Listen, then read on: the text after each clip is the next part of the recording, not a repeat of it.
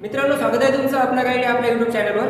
जसं की तुम्हाला माहिती आहे की आपण जवाहर नवोदय विद्यालय प्रवेश परीक्षा जी की डिसेंबर महिन्यामध्ये 13 तारखेला होणार आहे, या परीक्षेसाठी आपण या ठिकाणी गणित या विषयाचे प्रॅक्टिस सेट सुरू केलेले आहेत। आतापर्यंत पहिला, दुसरा, तिसरा 3 प्रॅक्टिस सेट आपण कंप्लीट केले। त्याच्यात तुम्ही भरपूर रिस्पॉन्स दिला, त्याला लाईक केलं, शेअर केलं असेल, की शेअरही केलंच असेल लाईक केलं म्हणल्यावर। त्याच्यानंतर कमेंट सुद्धा केल्या आणि आता जो आपला असणार आहे तो प्रॅक्टिस सेट आपला असणार आहे आजचा प्रॅक्टिस सेट क्रमांक 4। तर या ठिकाणी तुम्ही बघू शकता की या साईडला तुम्हाला प्रश्न येणार आहेत। जसं की तुम्हाला मी अगोदरच सांगितलं होतं की या साईडला तुम्हाला प्रश्न येतील। अगोदरचे प्रॅक्टिस सेट बघितले असतील तर तुम्हाला ते माहिती असेल। जर तुम्ही नवीन असाल तर तुम्हाला करायचं काय, तर या ठिकाणी प्रश्न येणार, या ठिकाणी मी ते सॉल्व्ह करणार। पण त्याच्या अगोदर महत्त्वाचं काय आहे, फक्त तुम्ही येऊन बसणार असं नाही।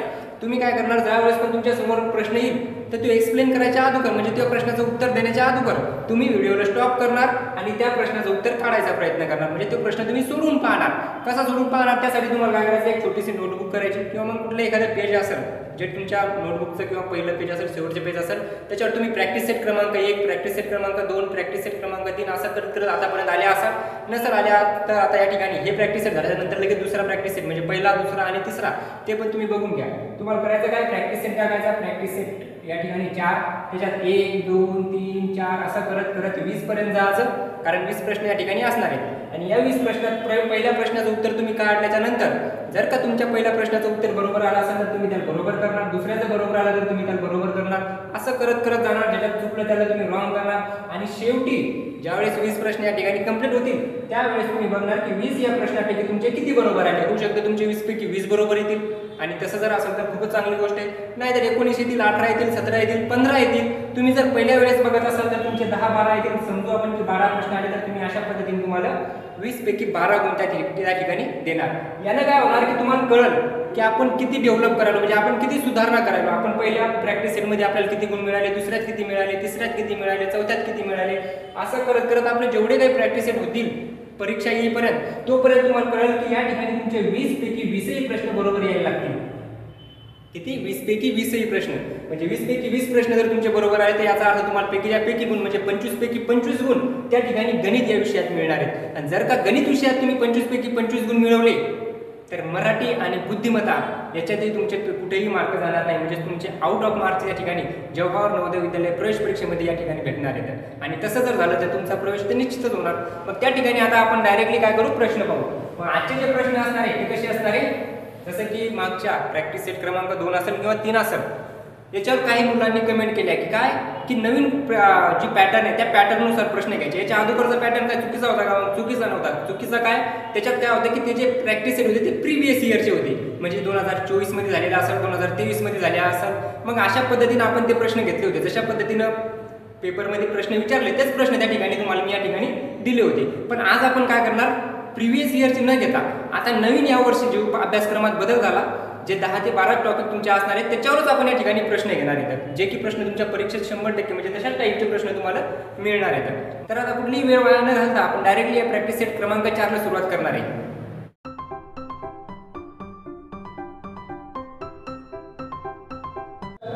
तर आता तुम्ही या ठिकाणी पाहू शकता, तुम्हाला पहिला क्वेश्चन दिलेला आहे। पहिला क्वेश्चन काय दिलेला आहे की समजा x ही विषम संख्या आहे। आता फक्त समजायचं, म्हणजे x ही एक विषम संख्या आहे। x तर संख्या नसते आपल्याला माहिती आहे, पण समजायचं काय, x अशी एक संख्या आहे जी की विषम आहे। म्हणजे विषम संख्या तुम्हाला माहित असतील, नसतील माहित तर माहिती करून घ्या। विषम संख्या काय असतात, विषम संख्या पहा, ज्या विषम संख्या असतात त्याला आपण म्हणतो ज्या समान नसतात, ज्याचे भाग पडत नाही। जसं की 1 ही विषम संख्या आहे, 1 नंतर 2 सोडायचे 3 विषम संख्या आहे, 4 सोडायचे 5, 7, 9, 11 असं करत करत 1 1 सोडून काय असतात, त्या विषम संख्या असतात। तेच समसंख्या काय असतात, समसंख्या असतात याच्या व्यतिरिक्त, म्हणजे 2, 4, 6, 8, 10 ह्या झाल्या कोणत्या संख्या, समसंख्या, म्हणजे ज्याचे 2 भाग पडू शकतात। जसे 2 चे 1 1 असे 2 भाग पडतात, 4 चे 2 2 असे 2 भाग पडतात, 6 चे 3 3 असे 2 भाग पडतात। याला आपण काय म्हणणार, समसंख्या। आणि ज्याचे भाग पडत नाही त्याला म्हणणार विषम संख्या। मग तुम्हाला असं समजायचं x ही यापैकी एक संख्या आहे आणि हिच्यात काय केलं, खालीलपैकी विषम संख्या कोणती। मग खाली जे तुम्हाला ऑप्शन दिले, काय ऑप्शन दिले, x+2, x+2 नंतर किती दिले x+1, x+1 नंतर दिले x-1 आणि खाली सांगितलं की कोणतीच नाही, असे 4 पर्याय दिले। आता तुम्ही ओळखणार कसं की यापैकी कोणती विषम संख्या आहे, म्हणजे एक तर विषम संख्या आहेच, 1 हे 3 हे 5 यातलीच एक संख्या विषम संख्या आहे आणि यापैकी पण एक विषम संख्या आहे, ती ओळखायची तुम्हाला। आता जसं की मी जर म्हणलं की या ठिकाणी समजा 3 घेतली, कोणता एक अंक घेऊ शकतो आपण यापैकी, कारण या सगळ्या विषय मिळतं. मग यापैकी कोणती एक संख्या घेतली, 3 घेतली, 3 मध्ये जर का 2 मिळवले तर किती होतात 5. याचा अर्थ 5 विषम संख्या आहे, म्हणजे हे उत्तर असणार. जर या ठिकाणी 3 मध्ये जर का 1 मिळवला तर किती येतात 4. 4 तर विषम संख्या नाही. त्याचबरोबर 3 मधून जर का 1 मिळवला तर का आडला तर किती 2. 2 पण विषम संख्या नाही, म्हणजे हे सुद्धा उत्तर राहणार नाही. आपलं उत्तर काय राहणार 1, म्हणजेच 1 क्रमांकाचं आपलं राहणार उत्तर. आपलं आन्सर असणार याचं ए. काय असणार ए, हे असणार आपल्या या प्रश्नाचं बरोबर उत्तर. कसं केलं समजलं असेल. लगेच पाहू आपण याच्यानंतर दुसरा प्रश्न. आता दुसरा प्रश्न तुम्हाला काय दिलेला आहे, दुसऱ्या प्रश्नात तुम्हाला विचारलेलं आहे, या ठिकाणी तुम्ही पाहू शकता एक कसोट्याचा प्रश्न दिला. विभाज्यतेच्या ज्या कसोट्या असतात त्या कसोट्याचा प्रश्न दिला. डिव्हिजिबिलिटी रूल तुम्हाला इंग्लिशमध्ये समजा, इंग्लिशमध्ये जर माहिती असेल तर काय डिव्हिजिबिलिटी रूल काय दिलेले आहे, कशाची डिव्हिजिबिलिटी काढायची आपल्याला, कशाचा रूल काढायचा. 2, 3, 4 आणि x दिले, 2 दिले, 4 दिले, त्याच्यानंतर 3 दिले का म्हणतात 2, 3 आणि 4, 2, 3 आणि 4 आणि त्याच्यानंतर दिलं x. तर या x च्या जागेवर काय येईल, या x च्या जागेवर किती घेतले की या संख्येला 3 न निशेष भाग जाईल असं विचारलं, म्हणजे 3 ची कसोटी विचारली. आता तुम्ही या ठिकाणी पाहू शकता महत्वाच्या कसोट्या तुम्हाला दिसायला. आता कोणकोणत्या कसोट्या तुम्हाला माहिती पाहिजेत. कसोटी काय असते की या सर्वायला म्हणजे या अंकाला या ठिकाणी मी असा कोणता अंक घेऊ की त्या संख्येला 3 न पूर्ण भाग जाईल. मग 3 न पूर्ण भाग जाण्यासाठी आपल्याला कसोटी काय माहिती पाहिजे. या ठिकाणी तुम्ही पहा 3 ची कसोटी काय असते, जर का दिलेल्या संख्येला म्हणजे जेवढ्या संख्या दिल्या या संख्येत जेवढे काही अंक असतील या अंकाची बेरीज करायची. जसं की इथं किती दिले, 2 दिले, अधिक 3 दिले, अधिक 4 दिले, अधिक x दिला, आणि याची जी बेरीज येईल या बेरीजेला जर का 3 न भाग गेला तर या सर्व संख्येला सुद्धा ही जी संख्या दिलेली हिला सुद्धा 3 न भाग नक्की जाणार. मग कसा काढणार आपण, तर या ठिकाणी तुम्ही काय करणार, अगोदर पहा 3 न भाग जाणाऱ्या यातल्या संख्या कोणकोणत्या आहे. 3 न भाग जातो मग 3 कटले, त्याच्यानंतर 4 आणि 2 किती होतात 6, 6 आलं पण 3 न भाग जातो, 2 दोन्ही 6, 3 दोन्ही 6, मग 3 च्या पाड्या 6 पण येतात, 3 पण येतात, याचा अर्थ याची सुद्धा बेरीज कटली. राहिलं काय फक्त x, म्हणजे 3 ला भाग चालला 3 कट केले, 4 आणि 2 6 होता, 6 ला भाग जातो 6 पण, म्हणजे या दोन्ही अंक सुद्धा कट केले कारण याची बेरीज 6 येईल. आता x च्या जागेवर असा किती अंक कोणता अंक घेऊ, त्याच्यात ऑप्शन दिला पहा, 5 घेऊ, 1 घेऊ, 2 घेऊ का 3 घेऊ, जेणेकरून 3 न भाग जाईल. आता जर 1 घेतला तर 3 न भाग जाईल का, नाही जाणार. 2 घेतल्यावर नाही जाणार, 5 घेतल्यावर नाही जाणार. इथं घेणं लागतील किती, कमीत कमी 3, म्हणजे या x च्या जागेवर कमीत कमी मी 3 घेतले त्यावेळेसच काय होईल, या संख्येला भाग जाईल. म्हणजे संख्या काय बनेल 2, 3, 4 आणि 3, या संख्येला जाईल 3 न पूर्ण भाग. या संख्येला किती न भाग जाईल, पूर्ण 3 न पूर्ण भाग जाईल. समजलं असेल 3 ची कसोटी कशी. त्याच्यानंतरचा पुढचा प्रश्न पहा काय दिलेला आहे, भागाकाराचा प्रश्न दिलेला आहे. म्हणजे भागाकार तुम्ही कशा पद्धतीने करणार. आता या ठिकाणी तुम्हाला पूर्ण भागाकार करायची गरज नाही. कसं करणार पहा, काय दिलं 57.33, 57.33 भागाकारात किती दिलेत 63, आणि याचं उत्तर तुम्हाला दिलेलं आहे, किती दिलेलं आहे, याचं आन्सर दिलेलं आहे 0.91, 0.91, म्हणजे याचा जर भाग केला तर 0.91 उत्तर येतं असं याचं म्हणणं आहे. उत्तर दिलेलं आहे. मग आता तुम्हाला प्रश्न काय विचारला, 5.733, 5.733 भागाकारात किती घेतले तर 9.1 बरोबर किती येतील. पहा 57.33 इथे, 57.33 इथे, 63 इथे येतं, पण या ठिकाणी 63 दिले नाही, 0.91 या ठिकाणी दिले, 91 या ठिकाणी दिले. म्हणजे फक्त केलं काय, त्याची प्लेस चेंज केली. म्हणजे जो दशांश चिन्ह दिलेलं आहे, हे जे डेसिमल दिलेलं आहे त्याची प्लेस चेंज केली, त्याची जागा चेंज केली. मग त्याची जागा चेंज केली तर याचा अर्थ इथं सुद्धा किती यायला पाहिजेत, 63 यायला पाहिजे, पण ते पॉईंटमध्ये येतील, 0.63 येतील किंवा 0.063 येतील किंवा 6.3 येतील किंवा फक्त 63 येतील. तर तेच तुम्हाला सांगायचं की त्यापैकी काय येईल. तर येणार तर 63 आसपास, त्याच्या म्हणजे मागं पुढं फक्त पॉईंट कुठे येईल ते तुम्हाला काढायचं. कसं काढणार तुम्ही. आता तुम्हाला एक माहिती पाहिजे, ज्यावेळेस पण भागाकारात आणि म्हणजे वरची संख्या आणि खालची अशा भागाकारात ज्यावेळेस अंश आणि छेदात संख्या दिलेल्या असतात त्यावेळेस तुम्ही पॉईंट पाहणार. या ठिकाणी पॉईंट आहे, या ठिकाणी पॉईंट आहे. याचा अर्थ आपण हा जर पॉईंट काढला तर हा पॉईंट एक घर समोर जाईल, तर इथलचा पण पॉईंट काय होईल, एक घर समोर जाईल. म्हणजे जर का पॉईंट चेंज केला आपण तर एक घर काय होईल, तो समोर जाईल. आता या ठिकाणी 63 नाही सध्या, आपण नंतर लिहून घेऊया. मग या ठिकाणी या काय येईल 57.33 होतील. किती होतील 57.33, आणि छेदात किती येतील 91 येतील. मग आता याचा अर्थ काय केलं होतं, आता 63 इथं होते खाली, आता हे खाली होते म्हणजे भागाकारात होते, इकडे जाऊन हे गुणाकारात जाऊ शकतात. मग हे जर इथं न घेता मी असे जर लिहिले असते तरी बरोबर होतं. म्हणजे याचा भागाकार 0.91 येतो, पण या दोन्हीचा गुणाकार 57.33 येतो. परत लक्ष द्या, इथे भागाकारात होते 63, भागाकारात संख्या जर असेल तर इकडे जाऊन काय होती गुणाकारात जाते, गुणाकारात घेतली आपण, गुणिले 63 केले, याचा अर्थ याचा भागाकार 0.91 येतो किंवा मग 0.91 गुणिले 63 याचा गुणाकार 57.33 येतो. असं केलं तरी बरोबर आहे, असं केलं तरी बरोबर आहे. आता इथं पण 57.33 येत, इथं पण 57.33 येतं. म्हणजे जी लेफ्ट साईड आहे ती आपली किती आहे 57.33 ची. खाली किती येतं 91. याचा अर्थ हे 91 इथं नाही घेता आपण इथं घेतले. आता गुणाकारात किती येणार 63 येणार. पण पॉईंट कुठे येईल ते पहा आता, कारण इथं पण पहा पॉईंटच्या नंतर 2 अंक होते. पॉईंटच्या नंतर किती अंक होते 2 अंक. इथं पॉईंटच्या नंतर किती अंक येतं 2 अंक. मग इथं पण एक संख्या ही किंवा मग ही, कमीत कमी या दोन्ही संख्येतून काय पाहिजेत पॉईंटच्या नंतर 2 अंक पाहिजेत. मग पॉईंटच्या नंतर 2 अंक इथं घेऊ शकतो का आपण, नाही, कारण इथे 91 तर दिलेले होते ना, आपल्याला काढायचं 63 साठी. मग 63 साठी जर काढायचं आपण काय करणार इथं 0.63 करणार. कशामुळं, कारण पॉईंटच्या नंतर किती अंक झाले पाहिजेत 2 अंक झाले पाहिजे. आता या दोन्हीचा जर गुणाकार तुम्ही केला तर तुमचं उत्तर किती येईल 57.33. किती उत्तर येईल 57.33. मग 0.63 तुम्हाला कुठे दिलेलं आहे तर 0.63 तुमचा पर्याय क्रमांक दिलेला आहे ए काय असणार तुमचं बरोबर आन्सर असणार. काय केलं 57.33 हे 57.33 भागिले किती होते 63, हे 63 भागाकारात, याचा अर्थ इकडे गुणाकारात असतात. मग या ठिकाणी 0.91 गुणिले 63 हेच काय येणार 57.33. पण या ठिकाणी आपण पॉईंट एक दर समोर सरकवला, मग झाली किती 57.33 भागिले 91 झाले. 91 कसे झाले, कारण 9चा पण 1च्या समोर सुद्धा काय गेला पॉईंट समोर गेला. मग खाली पण पॉईंट समोर गेला, वर पण पॉईंट समोर गेला. आता हे जे भागाकारात आहेत याला एक इकडे येऊन गेलो आपण.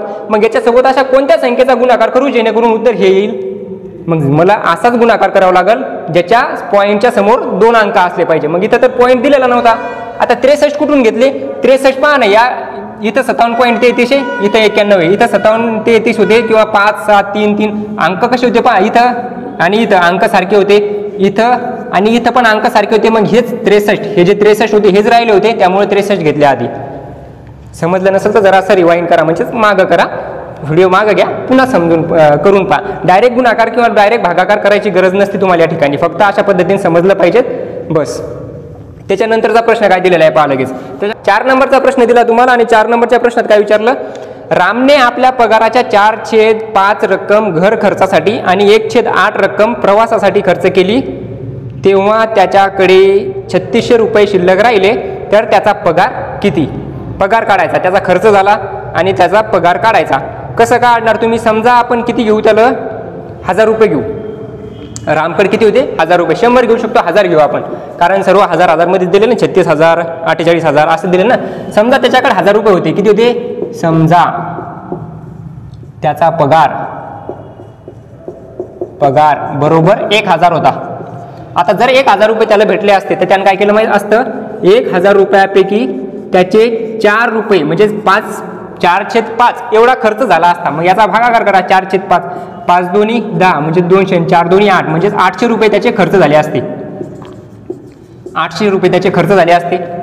परत त्याच 1000 रुपयातून त्याचे किती दिलेले तर 1/8 म्हणजे 1/8 रुपये परत खर्च झाले. कशासाठी, प्रवासासाठी. अगोदर घर खर्चासाठी झाले, नंतर प्रवासासाठी. मग 8 1 8 राहिले किती 2, 8 दोन्ही 16 आणि 8 5 40 म्हणजे 125. 125 125. आता या ठिकाणी हे पण खर्च झाले. आता काय विचारलं की त्याचा पगार किती होता. आता पहा खर्च किती झाले 800 आणि 125, 800 आणि हे 900, 900 आणि हे 25, 925 रुपये. 925 रुपये त्याचा खर्च झाला कितीपैकी 1000 पैकी. मग 1000 मायनस 925 किती येतील, 1000 मायनस 925 75 रुपये. किती यायले तर 75 रुपये यायले. आता हे 75 रुपये म्हणजेच किती, जी रक्कम वाचली. समजा त्याचे 1000 रुपये जर पगार असतात, त्याचे 75 रुपये वाचले असते. पण त्याचा पगार 1000 रुपये का नाही, त्याचा पगार किती आहे ते नाही सांगितलं आपल्याला, पण 75 रुपये वाचले त्याचे. पण मुळात त्याचे वाचले किती खऱ्यात, त्याचे वाचले 3600 रुपये. म्हणजेच आपण म्हणू शकतो या ठिकाणी 75 बरोबर 3000 किती येतं 600 रुपये. 3600 रुपये आपल्याला काढायचे किती 1000 रुपये. 1 2 3 1000 रुपये म्हणजेच किती, हे तुम्हाला जर तुम्ही अगोदरचे प्रॅक्टिस जर केली असेल तर मी क्रॉस मल्टिप्लिकेशन तुम्हाला सांगितलं होतं कसं करायचं, म्हणजे तिरपा गुणाकार कसा करायचा. आता याचा तिरपा गुणाकार कसा करणार, 2 संख्यावाले वर घेणार म्हणजे 3600 गुणाकारात 1000 भागाकारात घेणार आपण 75. आता 25 3 75, 25 चूक 100 म्हणजे 40 आणि 3 1 3 आणि 3 दोन्ही 6 1200 आणि 40, तर किती दिले 12 चूक 48 आणि 1 2 आणि 3 शून्य, 1 2 आणि 3 शून्य म्हणजेच 48,000 रुपये. किती असणार त्याचा पगार 48,000 रुपये त्याचा पगार असणार. एक्स घ्यायची गरज नाही, एक्स तुम्ही घेता ना सहसा ज्यावेळेस तुम्हाला रक्कम दिलेली नसती त्यावेळेस तुम्ही किती घेता एक्स. मग एक्स घेतल्याच्या नंतर होऊ शकतं तुम्हाला या ठिकाणी अवघड जाईल. मग त्यासाठी तुम्ही काय केलं सर्वात पहिले समजलं की त्याचा पगार 1000 रुपये. 1000 रुपये कशामुळे, कारण मी जर 100 रुपये घेतले असते तर त्याला 5 तर भाग गेला असता पण 8 भाग नसता गेला 100. मग त्यामुळे मी 100च्या जागी 1000 घेतले. मग तुम्ही 2000 घेऊ शकता का, तुम्ही 10,000 2000 4000 5000 किती पण घेऊ शकता, कारण ते फक्त समजण्यासाठी होतं. मग आपण या ठिकाणी 1000 घेतले, 1000चे 4/5 खर्च झाला म्हणजेच 800 रुपये खर्च झाले. त्याच 1000चा 1/8 पुन्हा खर्च झाले म्हणजे 125. टोटल खर्च झाला 800 आणि 1 925. मग 925 जर का 1000 मधून गेले तर उरले किती, फक्त त्याची वजाबाकी किती 75 रुपये. आणि हे जे 75 रुपये आहेत हेच त्याचं जे वाचलेले म्हणजेच बचत झालेले पैसे येतं. आणि त्याची बचत मुळात किती झाली होती 3600 रुपये. म्हणजे 75 रुपये म्हणजे 3600, तर 1000 रुपये म्हणजे किती तेच आपल्याला काढायचं होतं. म्हणजे एक्स म्हणजेच किती, मग 1000 म्हणजे बरोबर किती, याचा केला तिरपा गुणाकार. तिरपा गुणाकार ज्यावेळेस करतो आपण त्यावेळेस 2 संख्येचा गुणाकार होतो ते वर घेतो आणि एक चिन्हासोबत ज्याचा गुणाकार होतो आडवा ते खाली 75 घेतो. मग हे 75 खाली घेतली, याचा जर गुणाकार केला आपण प्रॉपर तर आपल्याला 48,000 रुपये या ठिकाणी भेटले. समजला असेल चांगल्या पद्धतीनं, नसेल समजलं पुन्हा मागं घ्या व्हिडिओ आणि आला जर असेल. आणि व्हिडिओ तुम्हाला मी सांगितलं होतं की व्हिडिओ ज्यावेळेस तुम्ही प्रश्न बघता त्यावेळेस सर्वात पहिले अगोदर त्याला काय करा सॉल्व्ह करा. तुम्ही सॉल्व्ह केला असेल उत्तर बरोबर आला असेल 48,000 तर बरोबर करा, नसेल आलं तर त्याला रॉंग करा. याच्यानंतरचा प्रश्न किती नंबरचा आहे आपला 5 नंबरचा प्रश्न लगेच पहा. या ठिकाणी 5 नंबरचा प्रश्न तुम्ही पाहू शकता तुमच्या समोर 5 नंबरचा प्रश्न आलेला आहे. आणि 5 नंबरचा प्रश्न जर तुम्ही आता काय करणार व्हिडिओ स्टॉप करणार आणि लगेच सोडून पाहणार, त्याच्यानंतर मग चेक करणार. एका संख्येमधून 16 वजा केले, परत तसाच प्रश्न दिला जसा मागे दिला होता. म्हणजे काय ती एक संख्या समजायची फक्त तुम्हाला काय असू शकते. आता समजा एका संख्येतून 16 काय केले वजा केले असता येणारी संख्या त्या संख्येच्या 1/3 एवढी असते. म्हणजे जर एक संख्या घेतली आपण म्हणजे या पर्यायापैकीच एक संख्या असणार आहे, ती संख्या घेतल्याच्या नंतर तिच्यातून जर 16 वजा केले ना तर त्या संख्येचा 1/3 भाग बनतो. म्हणजे सुरुवातीला जर ती 3 असेल 3 भाग असेल तर ती 1 भाग बनती. किती 3 भाग असेल तर ती 1 भाग बनती. आता याला मी अशा पद्धतीने पण सोडू शकतो पहा. कशा पद्धतीने सोडवणार, याला मी अशा पद्धतीने सोडवणार. ती संख्या कोणती असं विचारलं आपल्याला. मग समजा पहा 3 जर होते तर ते 3चे काय बनतात 1 बनतात. 3चे किती बनतात 1 बनतात. असंच आहे ना 3चे 1 बनतात. काय 1/3 म्हणजेच काय 1/3. 3 होते तर 3चे 1 बनणार असं याचा अर्थ असतो.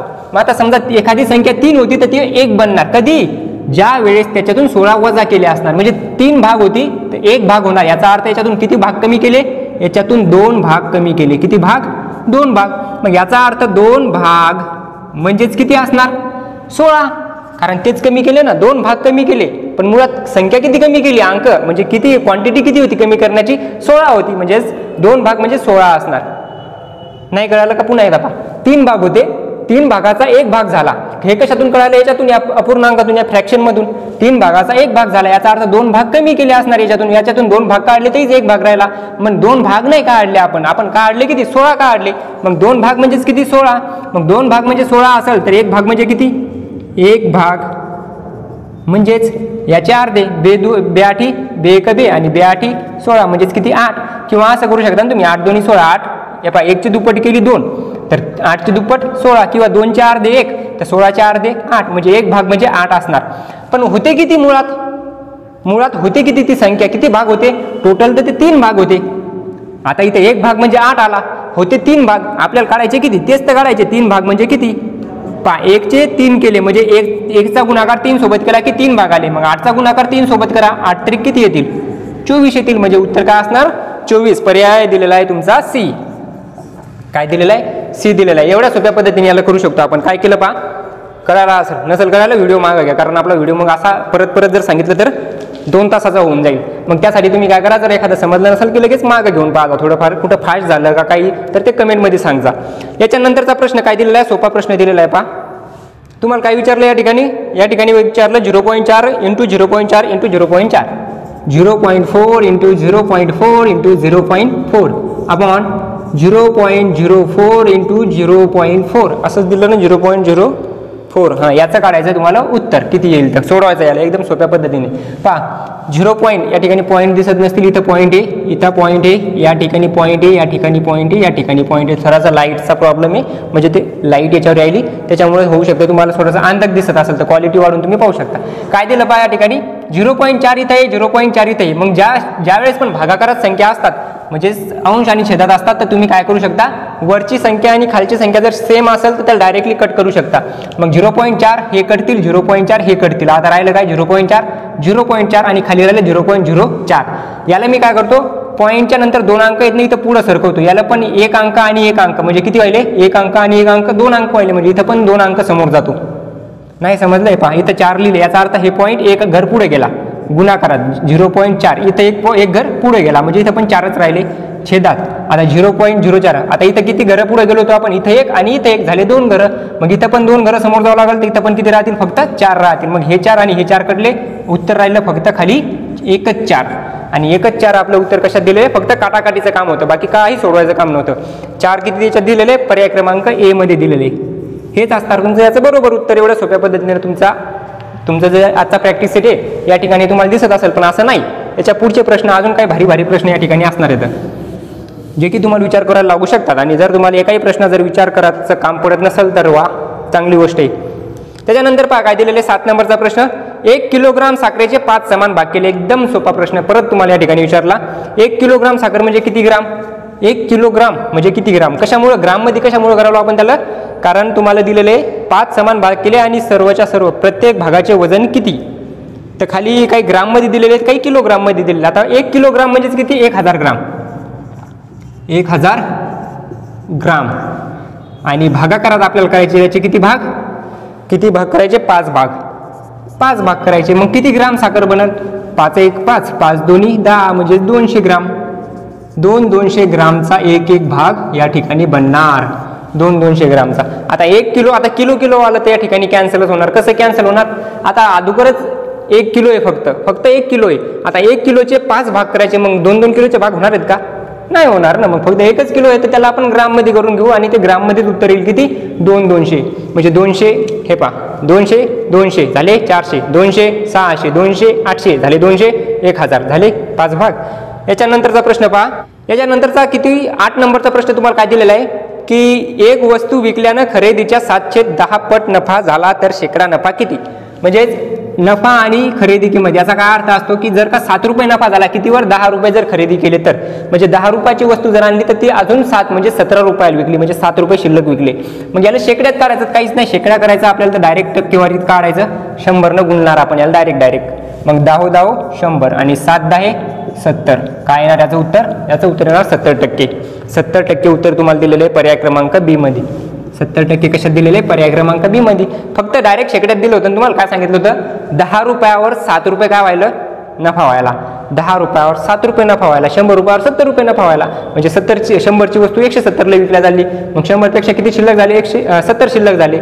70च काय असणार तुमचं, याचं बरोबर उत्तर असणार.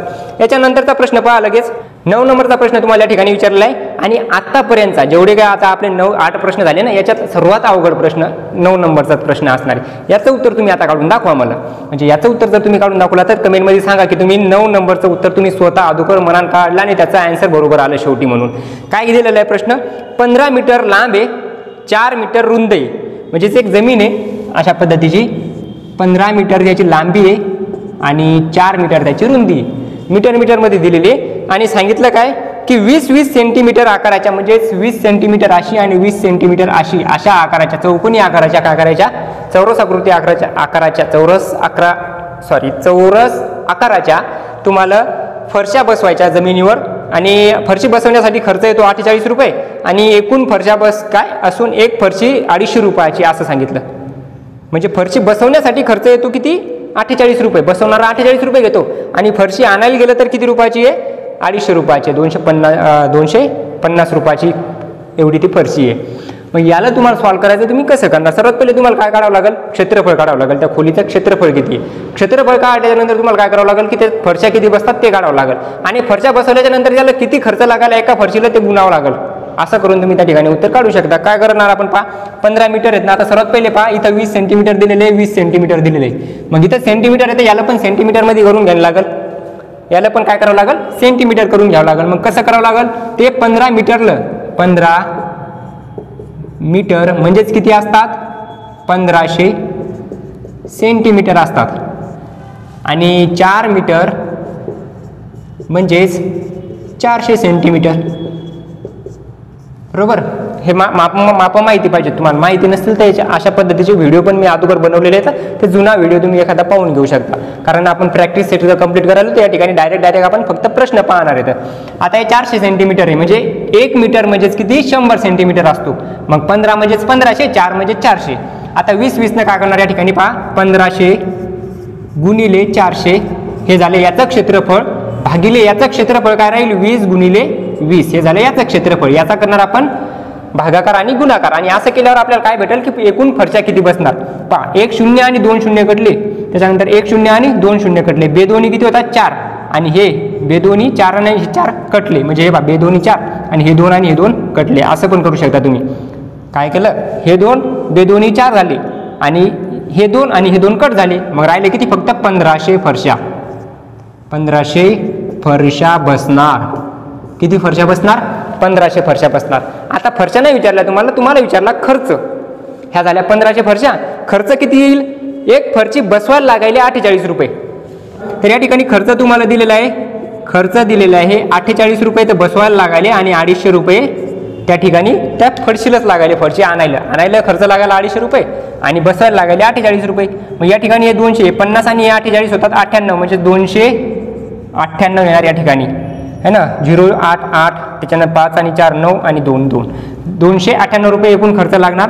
त्याच्यानंतर आता 298चा गुणाकार तुम्ही करणार किती सोबत, 1500 सोबत. कशामुळं, कारण टोटल फरशा आणि एका फरशीला एवढा खर्च. मग एका फरशीला जर एवढा खर्च येत असेल 298 रुपये, तर एकूण 1500 फरशाला किती खर्च येईल याचा गुणाकार कसा करणार आपण. हे 2 0 जशाल तसे देऊन टाकू, 1 आणि 2 कटले 2 0. आता 15चा टेबल जर म्हणलं 15 8 120, तर या ठिकाणी 0 आणि या ठिकाणी येतील 12 म्हणजे 120 होतील. 15 9 135 36 37 147, या ठिकाणी 7 आणि या ठिकाणी 14 147. 15 2 30 30 आणि हे 15 2 30 आणि हे 14 40 44, या ठिकाणी येतील 44. 4,47,000. 4,47,000 पर्याय क्रमांक तुम्हाला दिलेला आहे बी मध्ये. 4,47,000 पर्याय क्रमांक बी हे असणार याचं बरोबर उत्तर. कसं केलं तुम्हाला समजलं असेल, नसेल समजलं व्हिडिओ मागे घ्या, तेच सांगणार मी प्रत्येक याच्यात, कारण परत सांगायला या ठिकाणी आपल्याकडे एवढा वेळ नाही. त्याच्यानंतरचा प्रश्न काय दिलेला आहे, 10 नंबरचा प्रश्न, आणि आता 10वा नंबरचा प्रश्न जर आपला झाला तर आपले अर्धे प्रश्न या ठिकाणी संपले असं आपण म्हणू शकतो.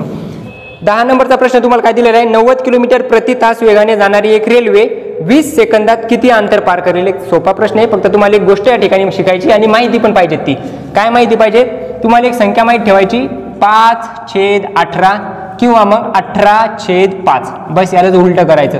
ह्या दोन संख्या तुम्हाला या ठिकाणी माहिती पाहिजेत. आता याचं काम काय माहीत असेल तुम्हाला, नसेल माहीत तर फक्त लक्षात ठेवा. आता सांगतो डायरेक्टली, मी डायरेक्ट समजावून तर नाही सांगणार, पण कशा कधी वापरायचं ते सांगतो तुम्हाला. ज्या वेळेस पण तुम्हाला प्रश्नात असंही दिलेलं असेल किलोमीटरमध्ये दिलेलं असेल आणि त्याचं मीटरमध्ये करायचं असेल, किंवा मग तुम्हाला मीटरमध्ये दिलेलं आहे आणि त्याचं उत्तर तुम्हाला किलोमीटरमध्ये करायचं असेल, तर यावेळेस तुम्ही काय करणार, ज्या वेळेस तुम्हाला किलोमीटरपासून मीटरमध्ये यायचं त्यावेळेस तुम्ही त्याला काय करणार 5/18 गुणणार. लक्षात ठेवा, फक्त समजत नसेल पण लक्षात ठेवा, सांगतो. आणि मीटरचं किलोमीटर म्हणजे लहानाचं मोठं करायचं तर तुम्ही याला काय करणार 18/5 गुणणार. हे लिहून पण घ्या कुठंतरी. किलोमीटरचं मीटरमध्ये असलं तर 5/18 आणि मीटरचं किलोमीटरमध्ये असलं तर 18/5. आता प्रश्न पहा काय दिलेला आहे, 90 किलोमीटर प्रति तास वेगाने, म्हणजे तुम्हाला विचारलं काय आधी ते पाहू आपण. 90 किलोमीटर प्रति तास वेगाने जाणारी एक रेल्वे 20 सेकंदात किती अंतर पार करेल. याचं सूत्र काय असतं, याचं सूत्र असतं अंतर म्हणजे डिस्टन्स इज इक्वल टू वेग गुणाकारात असतं वेळ. वेग गुणाकारात काय वेळ. बस याच्यातूनच तुम्ही पूर्ण काढू शकता. जसं की तुम्हाला वेग जर विचारलं तुम्ही अंतर भागिले वेळ करणार, वेळ विचारला तर तुम्ही अंतर भागिले वेग करणार, अंतर जर विचारलं तर तुम्ही वेग गुणिले वेळ करणार. बस हे 3 सूत्र या ठिकाणी बनतात. आता काय करणार, अंतर तुम्हाला विचारलं, वेग किती आहे, वेग हे 90 किलोमीटरमध्ये आहे.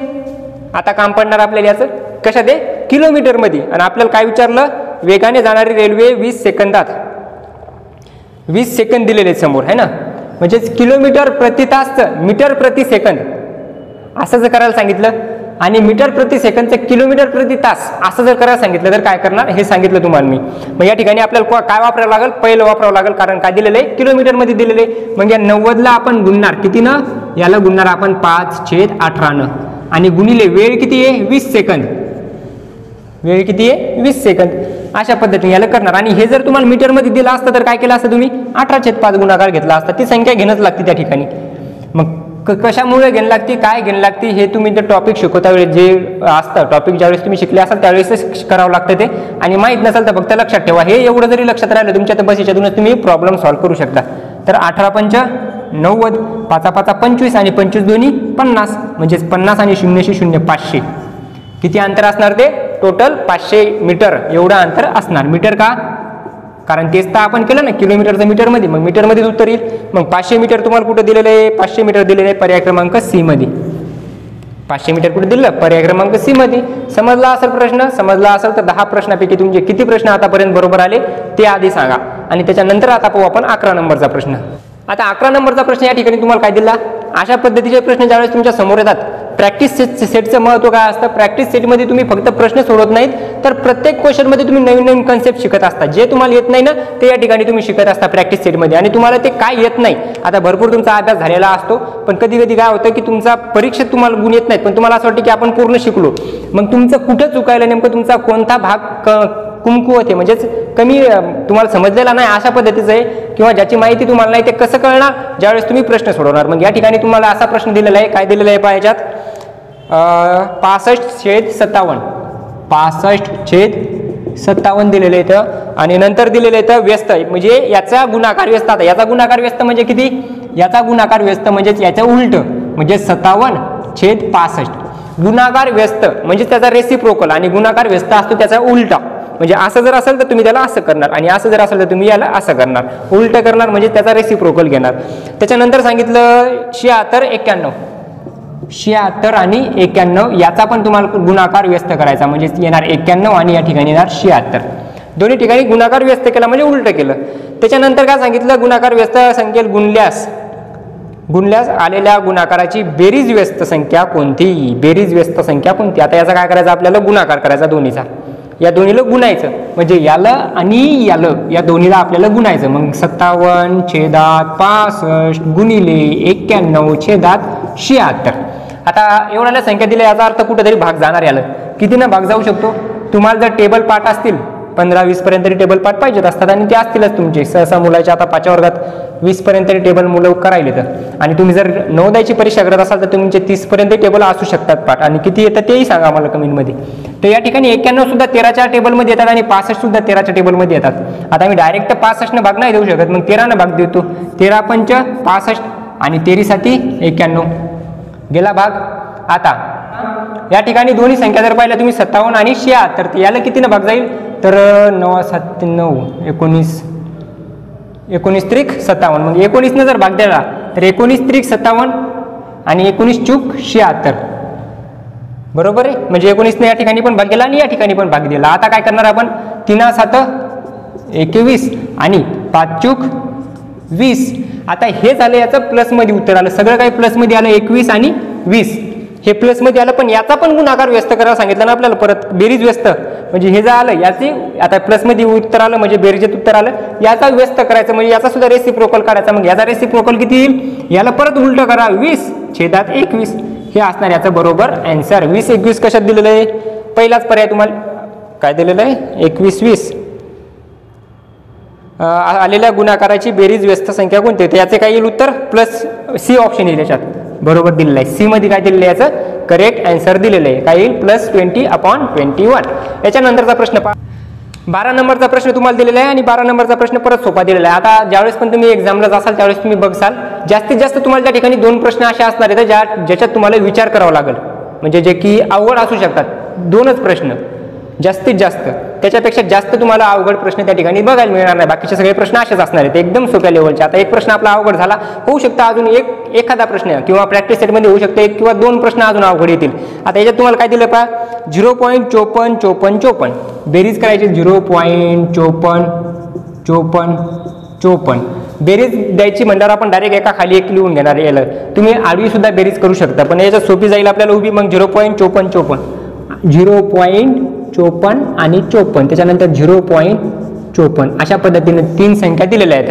आणि 3 संख्या दिल्या, बेरीज ज्या वेळेस करायची असते त्यावेळेस आपण पॉईंटच्या खाली पॉईंट लिहितो, इकडचे अंक एका खाली एक नाही लिहित. आता काही मुलं काय करतील, याला असं लिहितील 0.54. त्याच्यानंतर या ठिकाणी किती येतं, 3 वेळेस 54 येत ना. हां, त्याच्यानंतर या ठिकाणी 0.54 नंतर काय करतील 0.54 अशी बेरीज केली, बस सत्यानाश होणार. मग असे न करता आपण काय करत असतो, बेरीज आणि वजाबाकी करता वेळेस पॉईंटच्या खालीच पॉईंट आला पाहिजे. त्याच्यानंतर इकडे किती अंक असो, इकडे किती अंक असो, हे आपलं या ठिकाणी बरोबर राहणार नाही. मग पॉईंट खाली पॉईंट आपण घेतल्याच्या नंतर आता आपण काय करणार पहा, आता इथं जेवढे अंक एवढी जागा शिल्लक राहिली नाही भरून टाका. मग इथं काय करणार, याच्या समोर 2 जागा इथं 2 भरले, याच्या समोर 4 जागा इथं 4ही जागा भरून टाकल्या. या ठिकाणी राहिले 4, या ठिकाणी राहिले 5, या ठिकाणी 4 आणि 4 8, या ठिकाणी 5 आणि 5 10 अशी 0 आजचा आला 1, 4 त्रिक 12 आणि 1 13 अशी 3 आजचा आला 1, 5 1 15 आणि 1 16 6 आजचा आला 1. पॉईंट दिला 1.63085 काय 1.63085 1.63085 पर्याय क्रमांक काय आला, ए हे आले असेल तुमचं बरोबर उत्तर. आणि याचं उत्तर आलंच असेल तुम्हाला, कारण एकदम सोपा बेरीज होती, फक्त एकदम सोपा प्रश्न होता. याचं उत्तर तुम्ही काढलंच असेल. नंतरचा प्रश्न तुम्हाला काय दिलेला आहे, त्याच्यात तुम्हाला विचारलेलं आहे जरासा सोपा, काही जणांसाठी थोडासा मॉडरेट लेवलचा, म्हणजे ज्याला कसोट्या माहिती नाहीत त्याच्यासाठी. काय दिलेलं पहा, 161 161 नंतर किती दिलेलं येतं 371 371. त्याच्यानंतर किती दिलेलं येतं 301 637 301 637. त्याच्यानंतर 637 नंतर 553. आणि या सर्व संख्यांना खालील पर्यायापैकी कोणत्या संख्येने निशेष भाग जातो कसोट्याचा. पुन्हा एक प्रश्न, 1 2 3 4 5 संख्या तुम्हाला दिलेल्या आहे. या 5 संख्येपैकी तुम्हाला सांगितलेलं आहे किती ना 9 3 7 आणि 11. 9 3 7 आणि 11 हे 4 पर्याय दिलेले आहेत. या 4ही संख्येने या संख्येला भाग गेला पाहिजे. मग असंच ना, नाही काय विचारलं, हां यापैकी अशी एक संख्या पहा ज्या 4ही संख्येला या 5ही संख्येला तिला भाग गेला पाहिजे. म्हणजे 9 जर भाग जात असेल या 5ही संख्येला तर 9 उत्तर राहील. 3 जर या 5ही संख्येला भाग जात असेल तर 3 उत्तर राहील. 7 जर या 5 संख्येला भाग जात असेल तर 7 उत्तर राहील. आणि 11 जर या सर्व संख्येला भाग जात असेल तर 11 राहतील. आता तुम्हाला या ठिकाणी फक्त मी प्रश्न सोडून देणार आहे का, तर नाही. म्हणजे प्रश्न तर सोडून देणारच आहे, पण त्याच्यासोबत अजून काही माहिती देणार आहे जी की तुम्ही या ठिकाणी पाहणार. काय तुम्हाला या ठिकाणी 3ची कसोटी दिसायली, 7ची कसोटी पण दिसायली, 9ची दिसायली आणि 11ची पण दिसायली. दिसत असेल वाचून घ्या. असं व्हिडिओ जरासा काय करा, झूम करा, त्या ठिकाणी पाहून घ्या ते, किंवा त्याचा स्क्रीनशॉट घ्या, नंतर वाचत बसा. काय असतं 3ची कसोटी काय असते, सर्वात पहिले पाहू आपण. 3ची कसोटी काय असते की या संख्येच्या बेरजेला 3 भाग गेला पाहिजे. मग याची बेरीज किती होती, 6 आणि 1 7, 7 आणि 1 8. आता 8ला तर 3 भाग जात नाही, मग 8 जर 3 भाग जात नाही तर 3 याचं उत्तर राहणार नाही. आता तुम्ही म्हणसाल मग बाकीच्या तर जाऊ शकतो ना. बाकीच्या जरी गेला तरी आपल्याला काय झालं पाहिजे, सर्व संख्येला गेला पाहिजे. मग पहिल्याच संख्येला जर जात नसेल तर मी बाकी खाली चेक करणार का, मी टाइम घालणार का, नाही घालणार. मग मी फक्त पहिलं जर उत्तर नसेल याच्यात, म्हणजे पहिल्या संख्येला जर भाग जात नसेल 3 ना, तर 3 तर उत्तर राहणारच नाही ना. मग आता 9चं काय असतं, 9ची कसोटी काय असते, ज्या संख्येला 3 भाग जातो त्याच संख्येला 9 पण भाग जातो. मग आता 3 तर या संख्येला भाग चालला नाही, मग 9 कुठून जाणार आहे, 3 चालला नाही तर 9 जाईल का, तर 9 पण या ठिकाणी उत्तर राहणार नाही. आता पहा 11ची कसोटी काय, 11ची कसोटी काय म्हणते, किंवा 7ची पाहण्याच्या 7ची पण पाहू शकतो ना आपण. आधी 11ची पाहून घेऊ. 11ची सोपी असते, 7ची नाही पाहणार मी. कशामुळं, कारण मला 7ची कसोटीच माहित नाही. कारण काय की 7ची कसोटी अवघड आहे, ती आपल्याला लक्षात राहत नाही जास्त करून. 7ची कसोटी काय असते ती पण नंतर सांगतो मी. पण 11ची कसोटी काय असते, एकक आणि दशक स्थानच्या अंकाची बेरीज, एक अंक सोडून याची बेरीज, आणि विषम स्थानच्या अंकाची म्हणजे समस्थानच्या अंकाची बेरीज आणि विषम स्थानच्या अंकाची बेरीज जर का याची वजाबाकी जर का 0 किंवा 11च्या पटीत येत असेल तर त्या संख्येला 11ने भाग जातो. मग 11ने या ठिकाणी भाग जातो का, जसं समसंख्या विषम संख्या 1 आणि 3, 1 पहिल्या स्थान हे पहा 161, 1 6 आणि 1 हे झालं पहिलं स्थान, हे झालं दुसरं, हे झालं तिसरं. मग या दोन्हीची बेरीज करायची आणि याची बेरीज करायची. किती येईल, 6 आणि वजा 2, याची काय करायची वजाबाकी, याची बेरीज आणि या दोन्हीची बेरीज, याची वजाबाकी. 6तून 2 गेले 4, 4ला भाग जाईल का या 11नं, नाही जाणार. मग 11ने जर भाग जात नसेल तर 11 पण उत्तर येणार नाही. आपलं उत्तर बरोबर आहे, 7च आलं. काहीच चेक करायचं काम नाही पडलं तरी एकदा चेक करून पाहू. आता 7ची कसोटी लक्षात नाही ठेवायची. कशामुळं? 7ची कसोटी लक्षात नाही जरी ठेवली तरी तेच उत्तर येणार, म्हणजे तेवढा टाइम लागणार. 7ची कसोटी अशी काही स्पेशल नाही काही थोडी. मग याला आपण 7 भाग देऊन पाहू. 7 दोन्ही 14, उरले किती 2, झाले किती 21, 7 21 भाग चालला. 7 5 35, उरले किती 2, राहिला किती या ठिकाणी 1, म्हणजे होणार 21. मग 7 21 या ठिकाणी पण भाग चालला. असं जर चेक केलं तुम्ही तर या 4ही संख्येला, म्हणजे 5 ज्या संख्या आपल्याला दिल्या होत्या त्या 5ही संख्येला या ठिकाणी तुम्हाला भाग गेलेला या ठिकाणी दिसेल. मग याचा जो पर्याय असणार आहे, पर्याय ऑप्शन काय असणार आपलं? C is the correct answer. हे असणार याचं बरोबर. त्याच्यानंतरचा प्रश्न किती दिलेला आहे आणि काय दिलेला आहे ते लगेच पहा. याच्यानंतर काय सांगितलेलं आहे तुम्हाला? याच्यानंतर 14 नंबरचा प्रश्न दिलेला आहे आणि 14 नंबरच्या प्रश्न तुम्हाला विचारलं आहे की सर्वात लहान नैसर्गिक संख्या म्हणजेच नॅचरल नंबर, सर्वात लहान नॅचरल नंबर आणि सर्वात मोठी ऋण पूर्णांक संख्या. ऋण पूर्णांक संख्या, धन पूर्णांक संख्या, लहान संख्या, मोठी संख्या हे सगळं तुम्हाला माहित असेल. कोणकोणती असती? सर्वात लहान नैसर्गिक संख्या असते ती म्हणजेच 1, आणि सर्वात मोठी ऋण पूर्णांक संख्या ती असते -1. ही सर्वात मोठी ऋण पूर्णांक संख्या, सर्वात लहान धन पूर्णांक संख्या. याची काय करायला सांगितली तुम्हाला? वजाबाकी. याची करायला सांगितली वजाबाकी. मग याची जर का आपण वजाबाकी केली म्हणजे सबट्रॅक्शन जर का केली म्हणजे फरक जर याचा काढला तर मायनस मायनस काय होणार या ठिकाणी? प्लस होणार. मायनस मायनस होणार प्लस, आणि दोन्हीची जर बेरीज केली तर ती येणार 2. दोन्हीची बेरीज जर केली ती येणार 2. मग आता या ठिकाणी उत्तर किती आलं? 2. आणि 2 कशाचं वर्गमूळ आहे? 2 कशाचं वर्गमूळ आहे? 2 हे वर्गमूळ हे कशाचं? 4चं. सॉरी, 2 हे वर्गमूळ कशाचं आहे? 4चं. असंच विचारलं ना. मग उत्तर काय येणार याचं? 4 येणार. कुठे दिलं 4 पर्याय दिलेला आहे सी मध्ये. आता याचं उत्तर 2 घेणार का 4 घेणार? पुन्हा एकदा सांगतो. तुम्हाला विचारलं की जे उत्तर आहे ते कशाच्या वर्गमूळा इतकं आहे, म्हणजे कशाचा वर्ग आहे 2, वर्गमूळ कशाचं आहे 2, तर 2 हे वर्गमूळ आहे 4चं. मग या ठिकाणी उत्तर येणार 4. म्हणजे याच्यानंतर तुम्हाला काय सांगितलं या ठिकाणी? 250 मिलीलिटर म्हणजेच किती? म्हणजे 250 मिलीलिटर. मिलीलिटर म्हणजेच काय? आता पहा, 1 मिली म्हणजेच 1 लिटर. 1 लिटर म्हणजेच 1000 मिली. 1000 मिली. 1 लिटर म्हणजे 1000 मिली. तर तुम्हाला मिलीमीटर आहे आणि मीटरमध्ये लिटर नाही दिलं, मीटर दिलं सगळंच. मीटर असो का लिटर असो, या ठिकाणी पहा काय दिलं? मीटर दिलं ना, मीटर, आणि या ठिकाणी असणार मिलीमीटर. मिलीमीटर. मग आता 1 मीटर म्हणजे 1000 मिलीमीटर. तर तुम्हाला काय विचारलं की 250 मिलीमीटर म्हणजे किती? या ठिकाणी घ्या 250 मिलीमीटर. 250 म्हणजे 250. आता या ठिकाणी 250 कसे होतील म्हणजेच किती? परत तिरपा गुणाकार करू शकता. ज्या पद्धतीने आपण आता लोक आलो त्याच पद्धतीने जाऊ. तिरपा गुणाकार कसा करणार? ज्या ठिकाणी 2 संख्या असणार त्याचा गुणाकार करणार. 250 गुणाकारात 1 भागाकारात 1000 गुणिले प्रश्नचिन्ह म्हणजेच 1000. या ठिकाणी येणार 250 भागाकारात 1000. 1 0 1 0 कटला. 25 1 25 आणि 25 चूक 100. मग 1/4 म्हणजेच किती? 1/4 म्हणजे 0.25.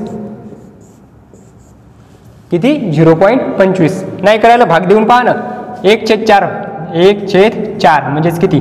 तर या ठिकाणी मी 4 भाग देतो. येणार 4 भाग देणार 1ला, आणि 1ला जर भाग द्यायचा असेल तर या ठिकाणी 0चा भाग जाईल, 10 होतील, आणि 4 दोन्ही 8, उरले किती? 2.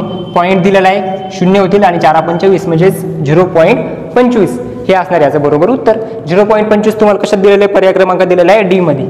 डी घेणार तुम्ही याचं बरोबर उत्तर. 16 नंबरचा प्रश्न तुम्हाला एकदम सोपा प्रश्न दिलेला आहे. एक आयत आहे, आयत घ्या, आयत घेतला, अशा पद्धतीचा एक आयत आहे. या आयताची लांबी आहे 4 सेंटीमीटर. लांबी का रुंदी? रुंदी आहे 4 सेंटीमीटर आणि लांबी आहे 6 सेंटीमीटर. म्हणजे 6 असणार, या ठिकाणी हे 4 असणार. उलट झालं त्या ठिकाणी. अशा पद्धतीनं लांबी 6 आणि 4. आणि तुम्हाला काय विचारलं? सेंटीमीटरमध्ये आहे. सरळ सरळ त्याचं क्षेत्रफळ विचारलं. एकदम एवढा सोपा प्रश्न आहे की याच्यातला सर्वात सोपा प्रश्न होता. काय करायचं? क्षेत्रफळ आयताचं काय असतं? लांबी गुणिले रुंदी. लेंथ इंटू ब्रेथ म्हणजे लांबी गुणिले रुंदी हे असते याचं क्षेत्रफळ. आयताचं क्षेत्रफळ वाटलंच तर लिहून घ्या. आयताचे क्षेत्रफळ काय असणार? लांबी गुणिले रुंदी. लांबी किती आहे? 6. रुंदी किती आहे? 4. 6 इंचूक होणार 24. झालं. एवढा सोपा प्रश्न होता. त्याच्यानंतरचा प्रश्न पहा. 17 नंबरचा प्रश्न. एका दुकानदाराने 2 वस्तू प्रत्येकी 1200 रुपयास विकल्या. ठीक आहे, पहिली वस्तू काय केली 1200 रुपयाला विकली, दुसरी वस्तू काय केली 1200 रुपयाला विकली. प्रत्येकी म्हणलं ना, मग पहिली पण 1200 दुसरी पण 1200. त्याच्यानंतर काय सांगितलं, पहिल्या वस्तूवर 20% नफा झाला, 20% नफा झाला. म्हणजे किती टक्के झाले, त्या 1200चे किती टक्के काढायचे आपल्याला, 20% नफा झाला म्हणजे 120. 1200ला विकल्या तर पहिल्या वस्तूवर 20% नफा झाला. आता याला आपण अशा पद्धतीने काढू, असं न घेता आपण काय करू, वेगळ्या पद्धतीने घेऊ.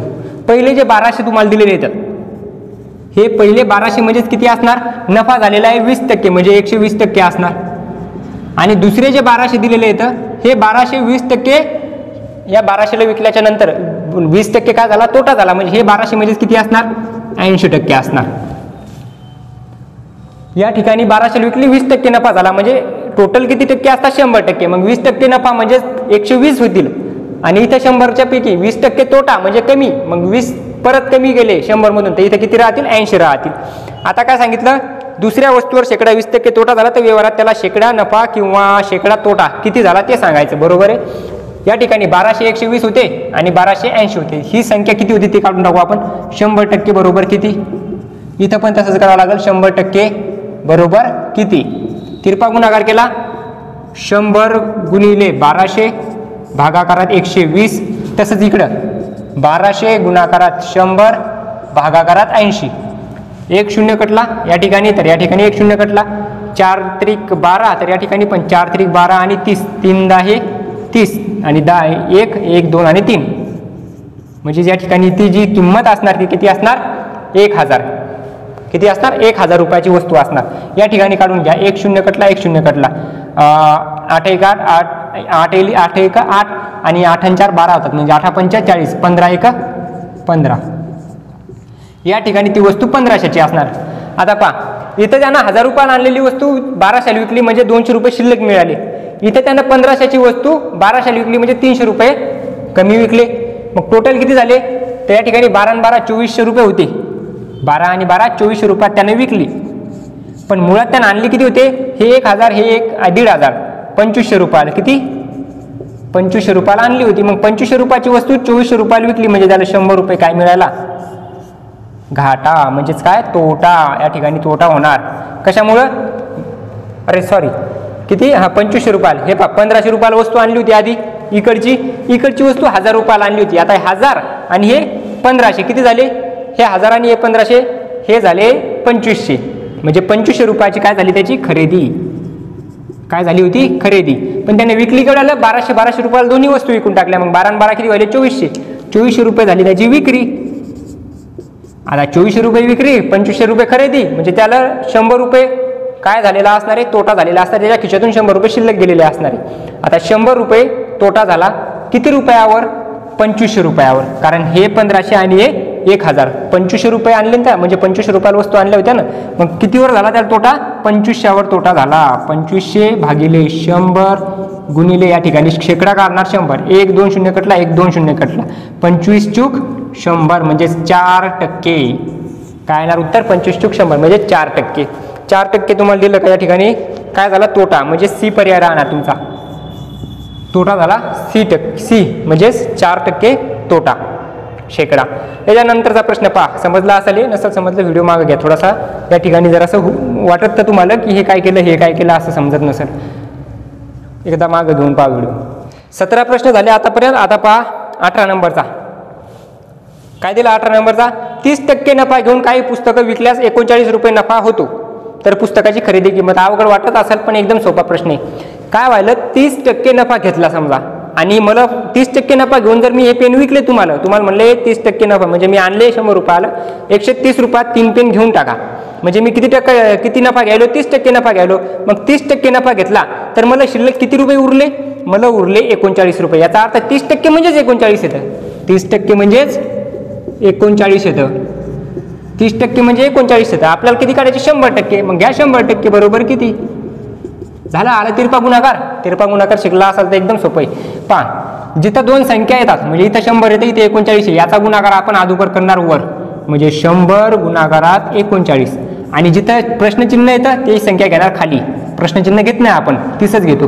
मग 1 0 कटला, 1 0 कटला, 3 इथं भाग देईल, 3 1 3 आणि 3 3 9 आणि 13 1 13 आणि 0 0 130. काय येणार उत्तर? 130. पर्याय किती? 130. 130 दिलाय तुम्हाला पर्याय क्रमांक डी फॉर देवसेना. काय असणार? डी फॉर देवसेना, डी असणार याचं बरोबर उत्तर.